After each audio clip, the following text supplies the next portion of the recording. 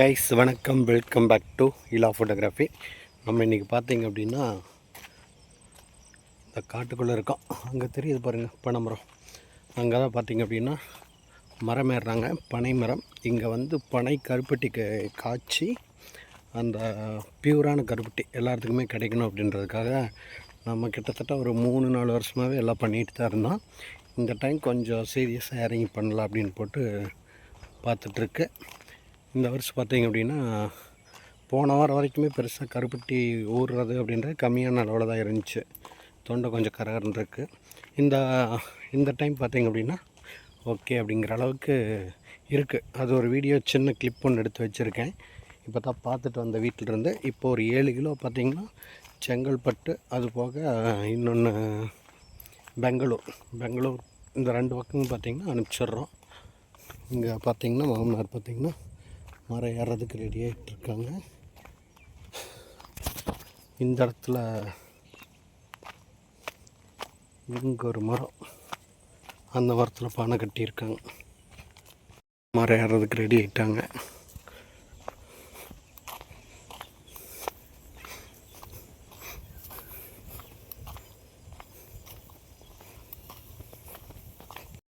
இந்த இயற்கை வளமான கிணத்தை ஒட்டி பார்த்திங்க அப்படின்னா இதுதான் வந்து தெளிவு காய்ச்சற சாலை.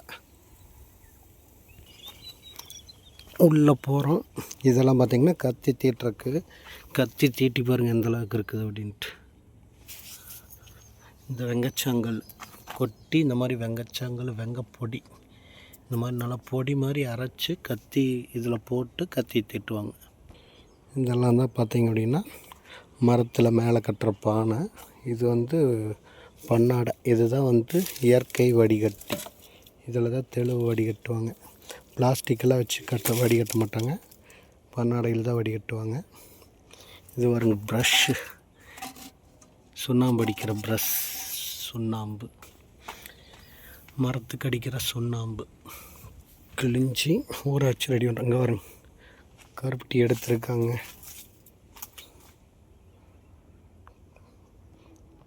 இன்றைக்கி காலையில் ஊற்றிருப்பாங்க போல். இதுதான் வந்து தெளிவு காய்ச்சற அடுப்பு. தெளிவு காய்ச்சும் போது எடுத்த வீடியோ இருக்குது, அதை இதுக்கு மேலே ஆட் பண்ணுற பாருங்கள். கருப்பட்டி ஃபுல்லாக இருக்குது. வேணுங்கிறவங்க சொல்லுங்கள். இந்த கருப்பட்டி ஊற்றுற குழி. இதில் வந்து துணி இப்போ தான் நனைச்சிட்ருக்காங்க. இந்த துணி இதுக்குள்ளே போட்டு அதுக்கு மேலே ஊற்றுவாங்க. அப்படியே துணி எடுத்தாங்கன்னா இதெல்லாம் பார்த்திங்க அப்படின்னா துணியில் இருக்கிற நூல் தான் வந்து கருப்பட்டியில் ஒட்டி இருக்கும். காஞ்சதுக்கப்புறம் அப்படியே எடுத்துக்கலாம். கருப்பட்டி இந்த மாதிரி குட்டி பீஸ் வந்து ஊற்றும் போதே எடுத்தோம்னா சூப்பராக இருக்கும்.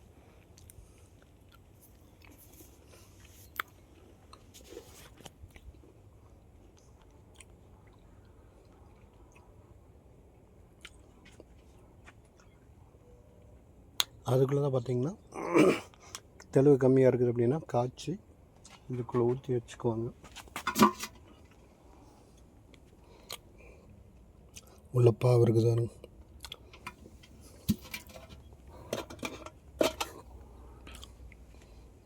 கருப்பட்டி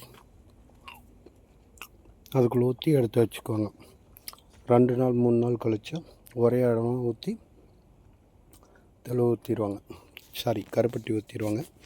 ஊற்றி இந்த மாதிரி மத்தியானம் அப்படிங்கிறப்ப நல்லா காஞ்சிரும். அப்புறம் எடுத்து இந்த மாதிரி கூடையில் போட்டு கொண்டு போய் வீட்டில் வச்சுருவாங்க. அதை வாங்கி தான் நான் உங்களுக்கு சப்ளை பண்ணிகிட்ருக்கேன். இதுதான் பார்த்திங்க அப்படின்னா தெளிவு காய்ச்சற குடிசைக்கு உள்ளே இருக்கிற ப்ராப்பர்ட்டிஸ். இதுதான் கொப்பரை. இதில் தான் தெளிவு ஊற்றி காய வைப்பாங்க. இது பார்த்திங்கன்னா தெளிவு இறக்கி கொண்டு வர்ற இது. முறையெல்லாம் சொரப்படை கட்டிட்டு போவாங்க. இப்போ தான் பிளாஸ்டிக்.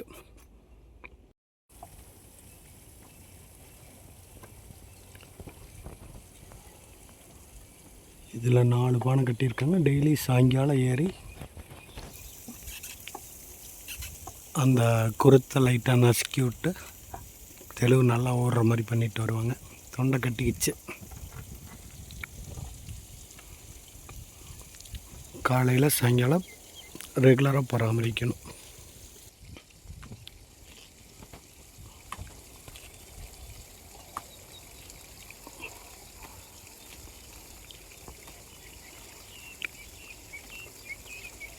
இது 2 நேரமும் பராமரித்தோம் அப்படின்னோம்னா தான் நம்மளுக்கு கருப்பட்டியானது கிடைக்கும். கருப்பட்டியும் சரி தெளுவும் சரி, அப்போ தான் அதிக அளவில் ஊறும்.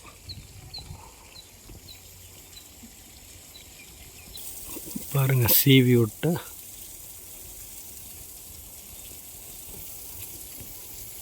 திரும்ப பானைக்கு ஊற்றுவாங்க. இந்த மாதிரி சீவி விட்டால் தான் மேலே இருக்கிற கசடெல்லாம் போயிடும். அப்புறம் தெளிவு திரும்ப ஊறுறதுக்கு ஆரம்பிக்கும்.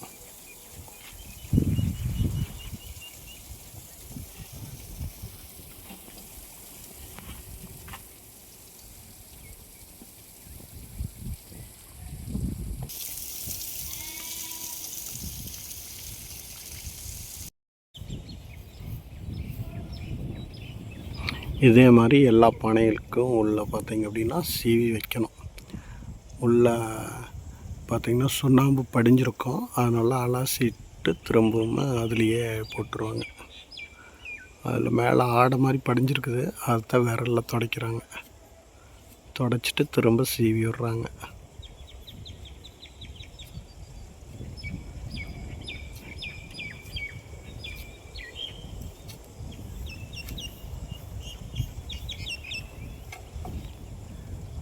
பானையை திரும்ப மாட்டியாச்சு. மாட்டிட்டு திரும்ப என்ன பண்ணுவாங்க அப்படின்னா, நாளைக்கு காலையில் 3 மணி அந்த ரேஞ்சுக்கு வந்துடுவாங்க.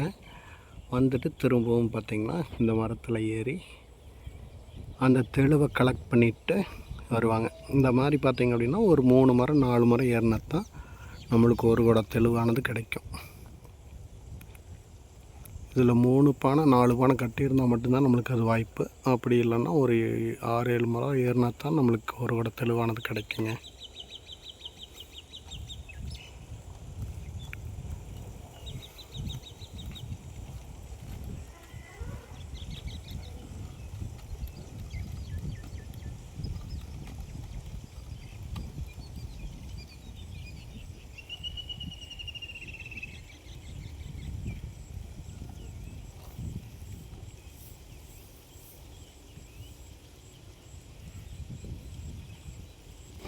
இனி பார்த்தீங்க அப்படின்னா அடுத்த மரத்தில் ஏறி இதே மாதிரி சீவி விடணும். ஒவ்வொரு பானைக்கும் சீவி விடணும். இந்த மரத்தில் ஏறுறதுனால பார்த்தீங்க அப்படின்னா உங்களோட கையெல்லாம் பார்த்திங்கன்னா பயங்கர ஸ்ட்ராங்காக இருக்கும். ஏன்னா மரத்தில் ஏறி புண்ணாகி அந்த புண்ணு அப்படியே மரத்து போய் கிடக்கு. கை ஓங்கி அப்படின்னாங்கன்னா செவனி பிச்சுக்கிட்டு போயிடும். அந்தளவுக்கு கை கல் மாதிரி இருக்கும்.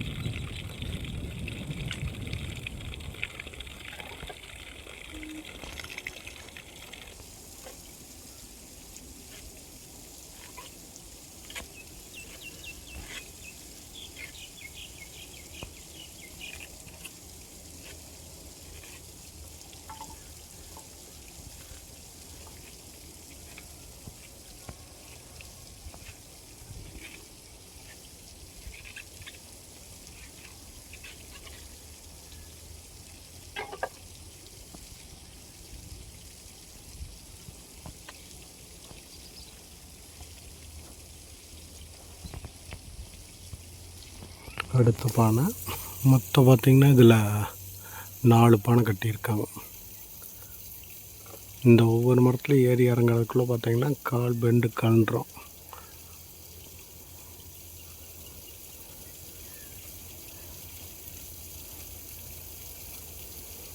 அவங்களோட கால்லேயும் சரி கையிலையும் சரி காலுங்க முட்டை வச்சுருக்காங்க பார்த்திங்களா, அந்த இடம் உள் பாதம் எல்லாம் பார்த்திங்கன்னா பயங்கரமாக மரத்து போய் காய்ச்சி போய் கிடக்கும்.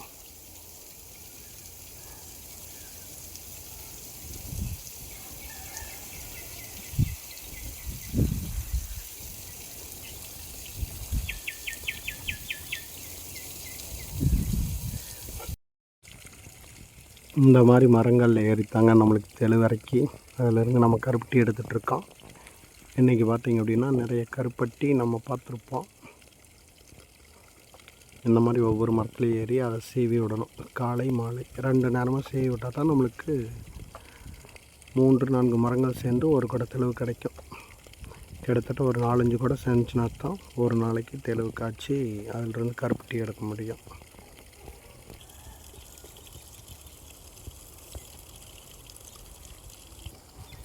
இந்த பனை மரங்கள்லேருந்து தான் நம்ம வந்து பனை கருப்பட்டியானது உருவாகிட்டுருக்கு. இந்த சாலையில் தான் காய்ச்சி எடுத்துகிட்ருக்கு.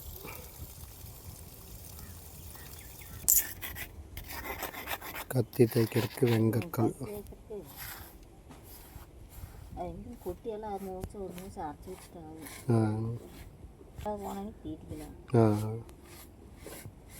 நேரம் இருக்கும்போது கொட்டி வச்சுட்டா தேய்ச்சி. இதுதான் அடுப்பு, கொப்பரை, பனை கருப்பட்டி இன்றைக்கி ஊற்றி எடுத்து வச்சுருக்காங்க. இதுதான் பார்த்திங்கன்னா கருப்பட்டி ஊற்றுற குழி. அது அங்கே துணி இருக்குது பாருங்கள். இந்த துணியை இந்த குழிக்குள்ளே இட்லி ஊற்றும்போது மேலே போடும் இல்லையா, அந்த மாதிரி போட்டு இந்த கருப்பட்டியானது உருவாக்கப்படுதுங்க. அந்த துணியில் இருக்கக்கூடிய நூல்கள் கூட பார்த்திங்க அப்படின்னா தெரியும். துணி விரித்து துணி மேலே ஊற்றுவாங்க. அதனால தான் இந்த இடம் அப்படி இருக்குது. துணியோட சுருக்கங்கள் இங்கே தெரியுது பாருங்கள். கருப்பட்டி வேணும் அப்படின்னா கான்டாக்ட் நம்பர் மேலே கொடுக்குறேன், வேணுங்கிறவங்க கான்டாக்ட் பண்ணுங்கள். கொடிய எல்லா மரங்கள்லையுமே பார்த்திங்க அப்படின்னா கட்ட முடியாது. பார்த்திங்கன்னா இங்கே 2 மரம் இருக்குது. அதில் பின்னாடி அதுக்கு பின்னாடி இருக்கிற மரத்தில் பார்த்திங்க அப்படின்னா நொங்கு காய்ச்சிருக்குது பாருங்கள். இந்த மாதிரி வந்து சீசன் தவறி இந்த மாதிரியான மரங்கள்லாம் இருக்கும். இதெல்லாம் பார்த்திங்கன்னா கொஞ்சம் மாற்றி மாற்றி தான் கட்டி ஆகணும். எல்லா மரத்துலேயும் ஒரே சேர நம்ம கட்ட முடியாது. இதில் இருக்கிற 4 மரங்களுமே பார்த்திங்கன்னா கட்டலை. அதில் ஒன்று ஆமரம். ஆமரத்துலேயுமே தெளிவு எடுக்க முடியும். இப்போ இதில் பார்த்திங்கன்னா ஒரு 2 மரம் சராய் எடுத்துகிட்ருக்காங்க. பார்த்திங்கன்னா க்ளீனாக இருக்கும். அங்கே ஒன்று கட்டியிருக்காங்க. அது பார்த்திங்க அப்படின்னா இப்போ பார்த்தா க்ளீன் பண்ணிகிட்ருக்காங்க. அங்கே ஒரு 2 மரத்தில் கட்டியிருக்காங்க. அதுபோக இங்கே ஒரு 2 மரம்,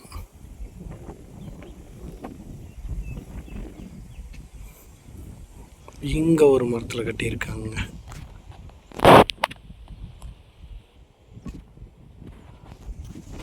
அதுபோக இங்கே ஹைட்டான மரங்க. இது 2மே சரியான ஹைட்டு. காற்று காலத்துக்குள்ளே ஏறவே முடியாது. ஆனால் இப்போவே காற்றடிக்குது. வெயில் காற்று எல்லாம் போட்டு படம் காட்டும் போல் காலநிலை மாறி மாறி இதாகிட்டுருக்கு. ஓகே, இவ்வளோ தான் இங்கே இருக்கக்கூடிய மரங்கள். இப்போதைக்கு இவ்வளோ மரங்களில் இருந்து மட்டும்தான் தெளிவு எடுத்துகிட்ருக்கு.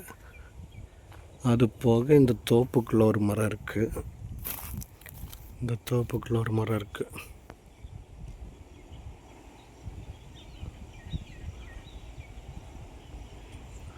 இந்த பாருங்கள்.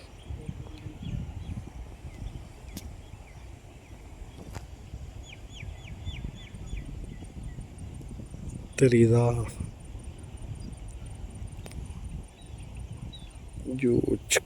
விரலையெல்லாம் காட்ட முடியாது, ஏன்னா அந்தளவுக்கு ஜூம் பண்ணி வச்சுருக்குறோம். அந்த காட்டுக்குள்ளே அங்கே ஒரு மரம் இருக்குதுங்க.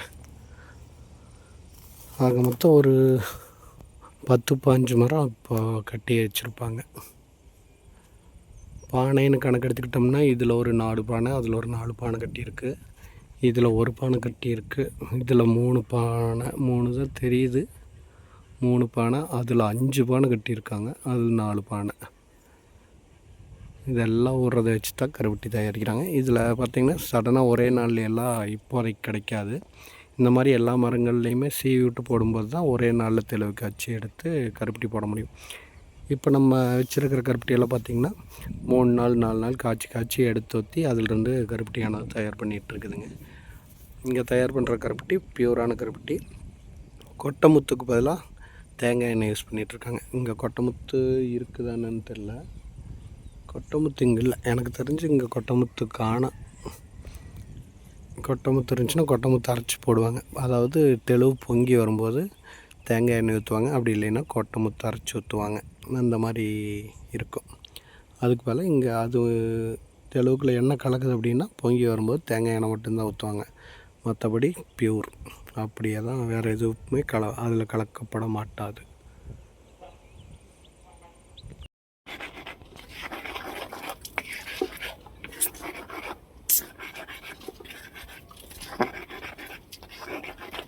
இதுதான் வெங்கக்கல் பொடி. ஏங்க இப்போ எத்தனை பானை செஞ்சுன்னா ஒரு கூட வருங்க தெளுவு? அப்படி சொல்ல முடியும். ஒவ்வொன்றும் ஒவ்வொரு மாதிரி ஊறும். இப்போ ஒரு மரத்துக்கு ஒரு குடமாச்சு ஆகுங்களாங்க? ஆகாது.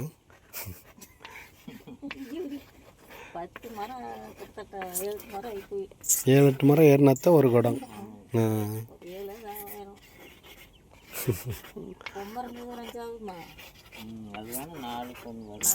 பொம்மரமாக இருந்துச்சுன்னா 4 மரத்துக்கு. சரி சரி. ஆனால் அது ஒரு பானை தான் கட்டி இருக்குதுங்க.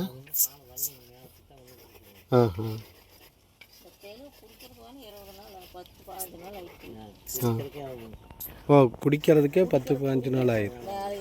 ஓ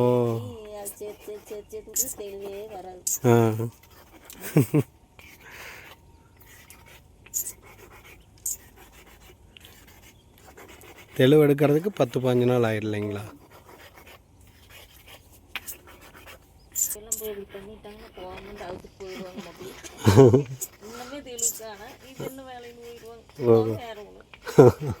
ஆமாம், இப்போ இருக்கிற ஆடெல்லாம் இவ்வளோ நேரம் நோண்டிகிட்டு இருக்கிறது அப்படி நோட்டு. ஆமாம்.